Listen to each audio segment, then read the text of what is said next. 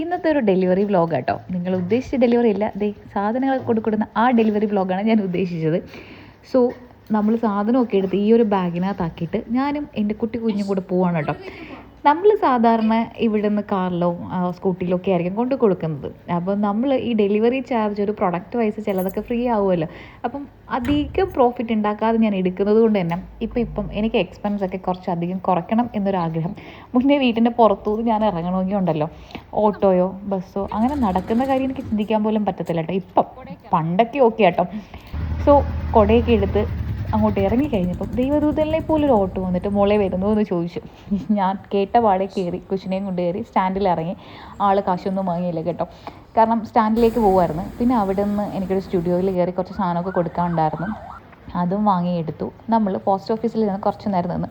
പിന്നെ എനിക്കൊരു കൊറിയർ വരാനുണ്ടായിരുന്നു, DTDCയിൽ വിളിച്ചു. അപ്പം അതും വരാമെന്ന് പറഞ്ഞു. ഞാൻ ഇപ്പോൾ പുറത്താന്ന് പറഞ്ഞു, ഞാൻ എത്തുമ്പോഴത്തേനേ വരുള്ളൂ എന്ന് പറഞ്ഞു. വീണ്ടും ഞങ്ങളുടെ യാത്ര വീണ്ടും തുടങ്ങി. കൊച്ചിനെയും കൊണ്ട് ഇറങ്ങിയതല്ലേ. പിന്നെ വീണ്ടും നമ്മൾ ആ സ്റ്റുഡിയോയിൽ വന്നിട്ട് കുറേ നേരം അവിടെ നിന്ന് കുറച്ച് സാധനങ്ങൾ വാങ്ങിക്കാനുണ്ടായിരുന്നു കേട്ടോ. അതും എൻ്റെ ഈ ഒരു ബിസിനസ്സിൻ്റെ ആവശ്യത്തിനുള്ള സാധനങ്ങളൊക്കെ തന്നെയായിരുന്നു. അപ്പോൾ ലാസ്റ്റ് അതെല്ലാം എനിക്ക് കിട്ടി. ഇനി അവിടെ നിന്ന് കൊച്ചിന് 2 പോപ്പിൻസും 2 ലോലിപ്പോപ്പും കൂടെ വാങ്ങിച്ചു കൊടുത്തപ്പം ശുഭം. വീണ്ടും നടന്ന് ഞങ്ങൾ വീടെത്താറായിട്ടുണ്ടായിരുന്നു. അപ്പം ഇതിൻ്റെ ഒരു കൺക്ലൂഷൻ എന്ന് പറഞ്ഞു കഴിഞ്ഞാൽ എത്രത്തോളം ഡെലിവറി ചാർജ് കുറയ്ക്കാൻ പറ്റുമോ അത്രത്തോളം നല്ലത്. കാരണം നമ്മുടെ ഇവിടുന്ന് പോയിട്ട് വരാനായിട്ട് എനിക്ക് 100 രൂപയാണ്. ആകെ കിട്ടുന്ന പ്രോഫിറ്റ് 50 ആയിരിക്കും. വീണ്ടും എക്സ്പെൻസ് 50 ആവത്തില്ലേ. സോ ഗൈസ്, ഇതൊക്കെയാണ് ഒരു ബിസിനസ്സിൽ പ്രോഫിറ്റ് ഉണ്ടാക്കാൻ പറ്റിയ ഘടകങ്ങൾ.